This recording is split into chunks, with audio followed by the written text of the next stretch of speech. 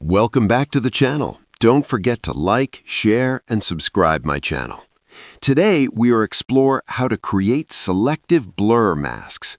Begin by masking the subject using Mask Overlay mode and applying the inverse mask to the background. Add a blur filter to the background mask and adjust intensity to maintain realism. This technique helps separate the subject while preserving sharp details where needed. Optional enhancements include gradient blur masks for depth of field effects. Selective blur masking creates visual focus and a professional camera-like finish. Welcome back to the channel. Don't forget to like, share, and subscribe my channel. Today, we will explore how to design creative masking